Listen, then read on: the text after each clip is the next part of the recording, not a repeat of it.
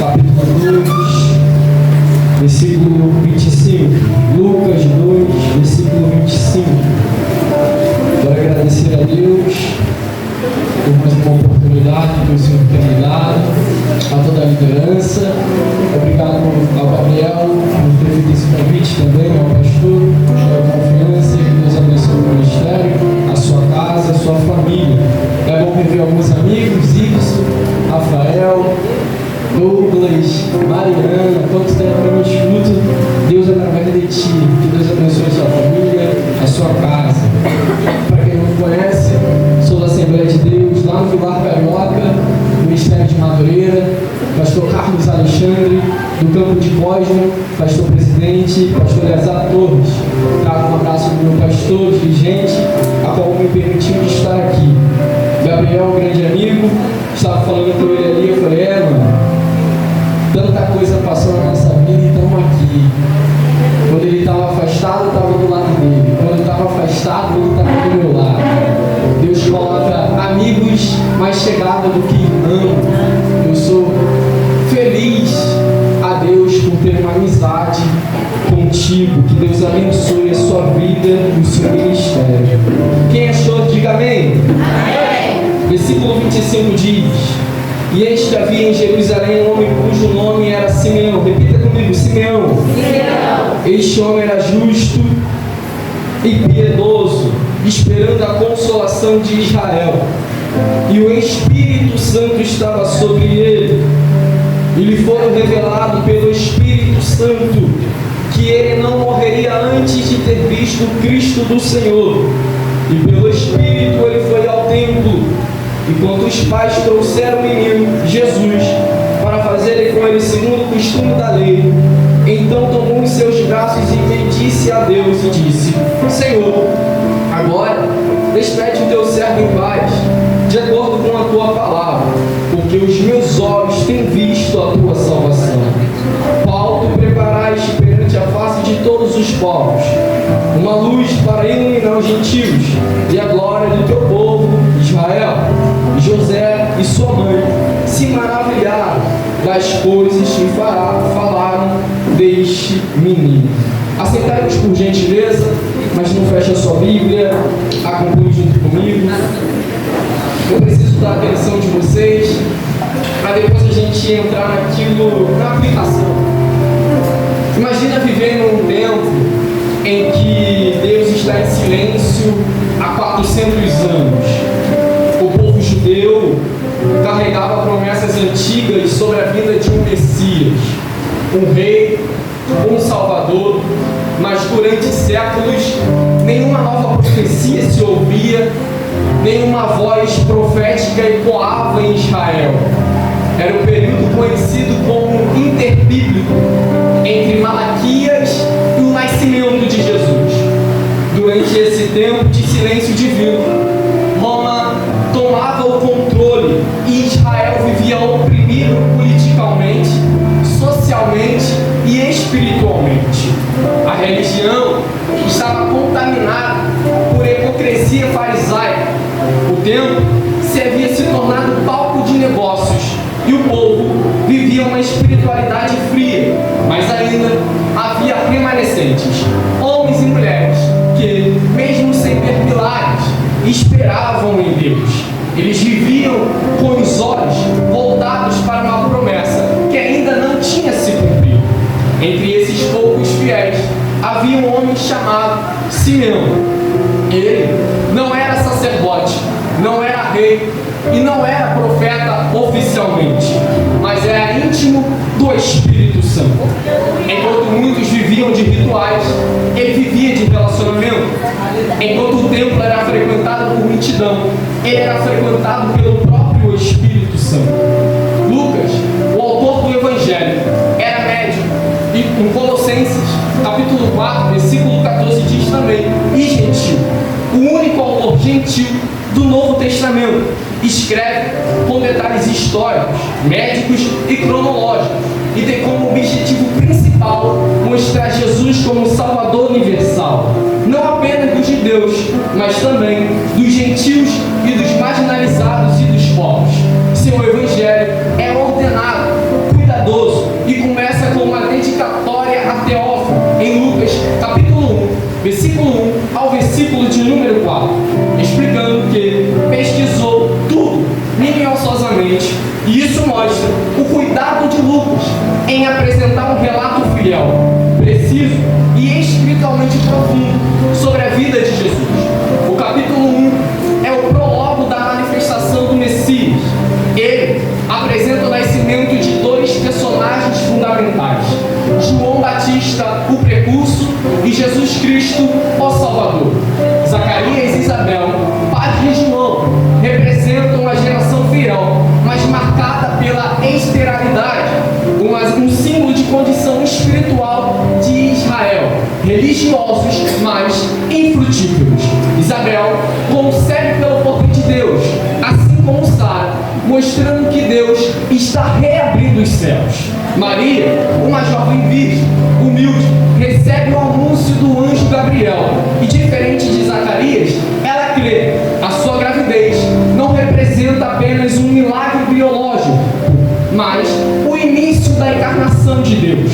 A visita de Maria e Isabel gera um cântico conhecido como Magnificat, onde vemos que Deus exalta os humildes e derruba os soberbos.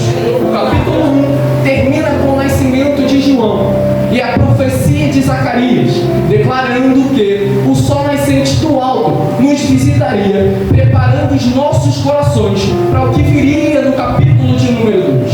O capítulo 2 narra o nascimento de Jesus, com detalhes históricos, o decreto de César Augusto, a ida de José e Maria a Belém e o nascimento humilde do Messias em uma manjedoura.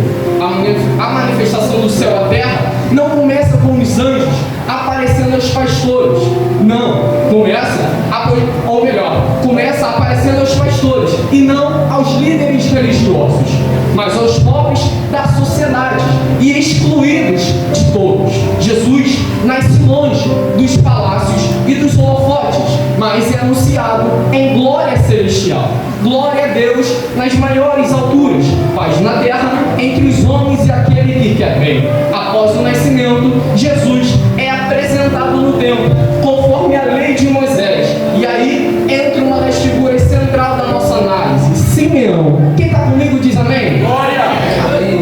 Capítulo de 2, versículo 25 de Lucas diz que havia em Jerusalém um homem chamado Simeão. Este era um homem justo e piedoso, que esperava a consolação de Israel, e o Espírito Santo estava sobre ele. Simeão representa o fiel que não desistiu da promessa, mesmo em tempos de silêncio. Ele não é descrito por posição, mas por caráter. Ele não é descrito pelo destaque, mas pelo caráter que ele carrega. Justo e piedoso e cheio do Espírito Santo. Ele esperava a consolação de Israel, expressão messiânica usada em Isaías, capítulo 40, versículo 1 e versículo de número 2, que aponta para o Messias, que traria consolo, redenção e restauração. A Bíblia diz que o Espírito Santo lhe revelará que ele não morreria antes de ver o Cristo do Senhor. Essa palavra sustentava Simeão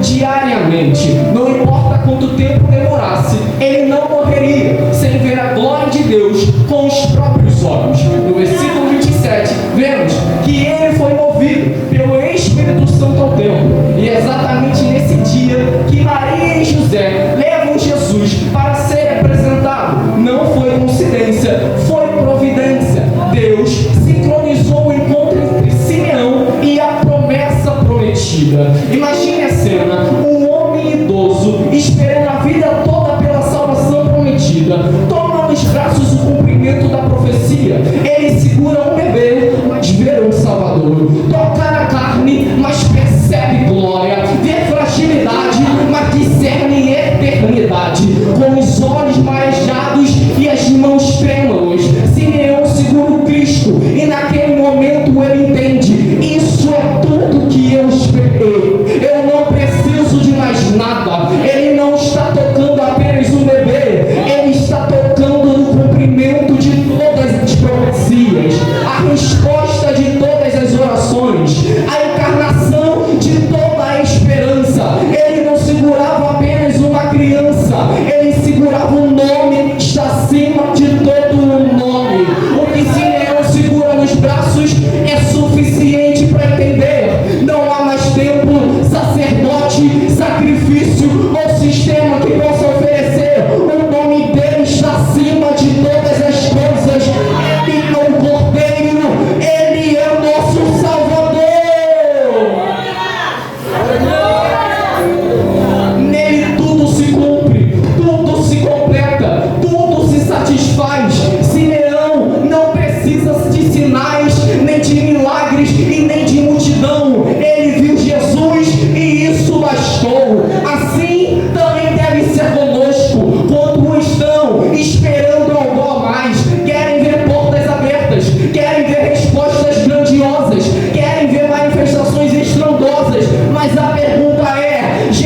já não basta, o nome dele já não é suficiente. Simeão viu a promessa, mas o que acalmou não foi o futuro, foi o nome. Não é sobre o que Jesus faria, é sobre quem ele é.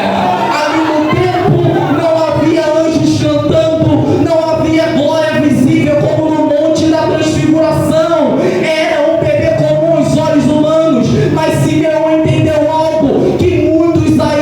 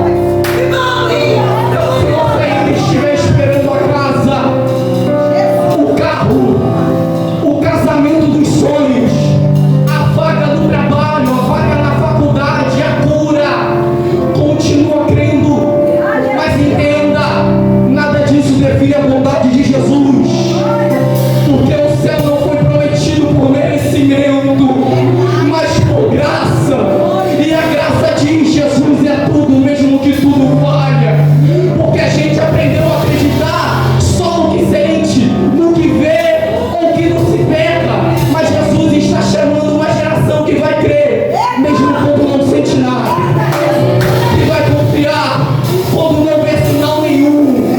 E isso mexe com o interior, porque é fácil dizer Jesus é suficiente quando tudo vai bem, mas quando a alma está em pedaços, quando a gente ora, clama e o céu parece mudo, aí entra um tipo de fé que o mundo não entende, a fé que diz: eu não vejo, mas eu creio, eu não toco, mas me lanço, eu não escuto, mas continuo, porque a fé verdadeira nunca se apoiou em evidências, ela se apoia na certeza do invisível, que o Espírito Santo toca dentro da gente, e essa certeza não vem da lógica, vem do Espírito.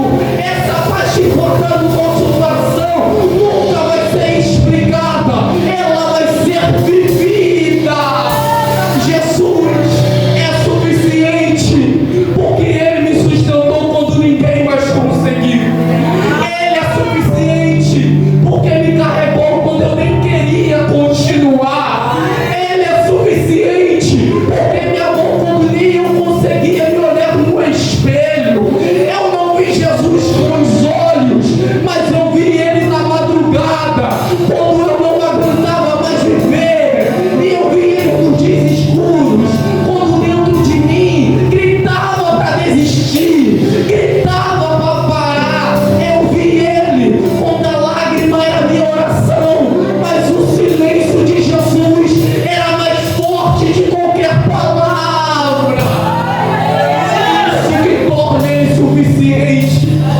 Nunca foi o que Ele deu, mas é o que Ele é. Ele é o pão vivo, mesmo quando falta o pão na mesa. Ele é a água viva, mesmo quando a alma está seca. Ele é o abrigo, mesmo quando a minha casa está desmoronando. Como eu posso dizer que Ele é suficiente se eu nunca nem vi? Porque não é pelo que eu vejo, mas é porque eu senti Ele quando o mundo virou as costas, quando eu fui tocado por Ele, quando ninguém mais sabia onde eu estava. Mas Jesus te visitou, te resgatou, te encontrou. Foi uma presença que você nem entendeu, mas essa graça te trouxe para cá. No culto de terça-feira, onde está frio, tu podia estar em casa dormindo, mas teve Jesus que te encontrou, te resgatou, te encheu.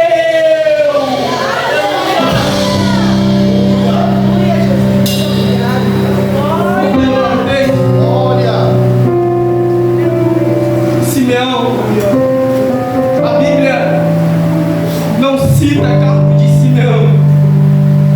Isso mexe com a minha cabeça, mas menciona o caráter dele. Justo e temente a Deus e ainda crescendo. O Espírito estava sobre ele. Você lembra de Jó? Quando o Senhor disse: Satanás, observaste meu servo Jó? Não há homem como ele na terra, íntegro, reto, temente e se desvia do mal. Não cita cargo também, mas Deus descreve pelo caráter que ele carrega. Porque todas as vezes que Deus cita o seu nome na terra, Ele não vai citar pela posição que você carrega, pelo cargo que você exerce, e muito menos pelo título que você tem. Todas as vezes que o céu falar de você na terra, é sobre o caráter que você carrega. Porque o que mais importa para Deus não é onde estamos sentados, não é o crachá que eu tenho, ou a carteirinha de membro. O que importa para Deus é como que é o seu caráter lá no secreto. Eu gosto de Bíblia, então vem comigo por gentileza. Gênesis capítulo 6, versículo 9. Noé era homem justo e íntegro entre os seus contemporâneos. Noé andava com Deus, caráter destacado, integridade, comunhão com Deus, cargo mencionado nenhum. Gênesis capítulo 5, versículo 24. Enoque andou com Deus e já não é, porque Deus se tomou, caráter destacado, intimidade e agrado ao coração de Deus, cargo mencionado nenhum.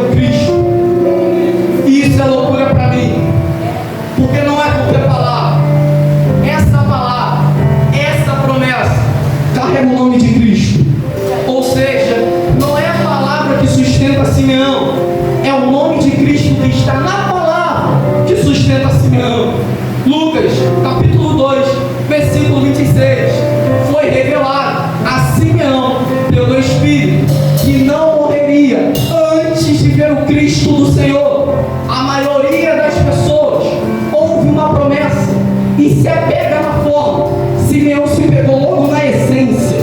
Ele não esperava um dia, ele esperava uma pessoa. Ele não confiava na palavra, ele confiava no nome que a palavra carregava. E qual é o nome? Jesus Cristo. A palavra só tem vida quando o nome dele habita nela.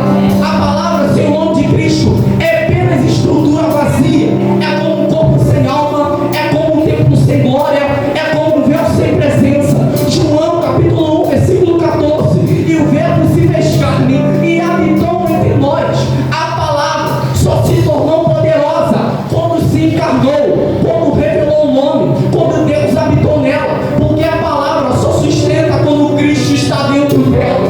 A palavra só permanece viva, não é sobre quando está sobre ti, mas sobre o nome que está de Cristo. O nome de Cristo não visita a palavra, o nome de Cristo é a própria palavra encarnada. Por isso que Apocalipse, capítulo 19, versículo 13 diz: está vestido de um manto salpicado de sangue, e no seu nome é a palavra de Deus. Não é apenas o que Jesus fala, é a palavra, ele é a própria palavra, é a palavra que sustenta, é a palavra que deixa de pé, é a palavra que faz o cumprimento. Por isso que João, capítulo 6, versículo 68 diz: Senhor, para quem iremos nós, se só tu tens a palavra de vida eterna? Pedro entendeu, não é qualquer palavra, é a palavra que sai da boca de Cristo, é a palavra que me sustenta, é a palavra que me deixa de pé. Não é uma promessa vazia. O nome de Jesus está na promessa que foi liberada sobre a tua vida, e a palavra é: a promessa vai se cumprir, porque o nome dele está nessa promessa. A promessa sobre a tua casa, a promessa sobre a tua família. Eu não tenho as palavras que você ouviu, as promessas que falaram ao teu respeito, e eu nem preciso saber, mas a palavra hoje é: Jesus Cristo é suficiente. Jesus Cristo é suficiente. Eu não vim profetizar chave de carro, não vim falar disso. O que eu vim te falar é: o caráter abre o céu, e Jesus Cristo é suficiente nas nossas vidas. Se coloque de pé.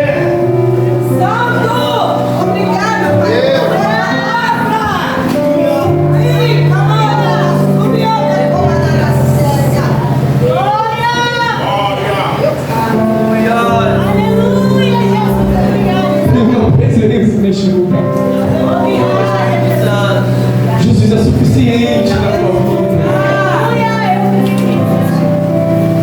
Ele é mais do que suficiente.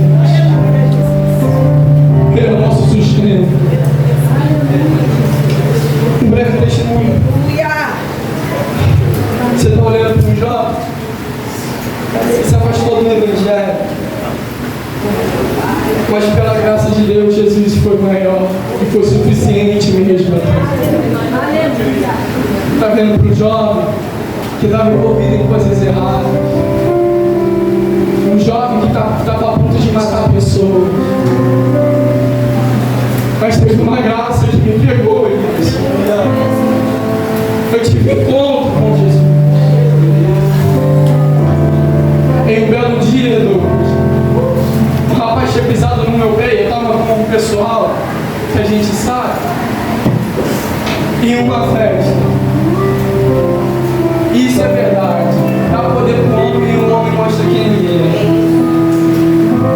E naquele dia o pessoal: vamos matar, vamos atrás. Eu com sangue nos olhos, não sei o que estava acontecendo.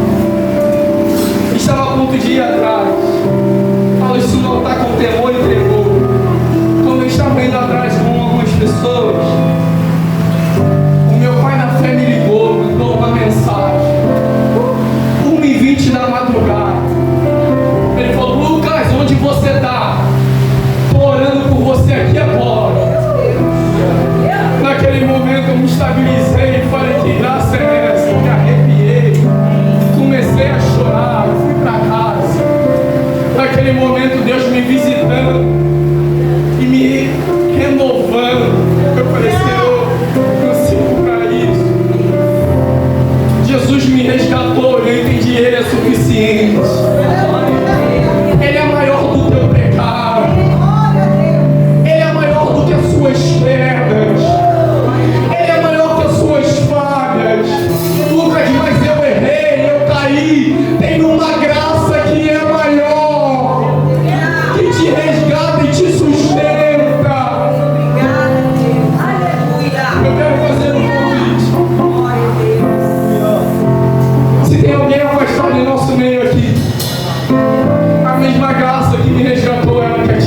Natal. Quer te trazer para perto. Vem aqui na frente que queremos estar orando pela sua vida.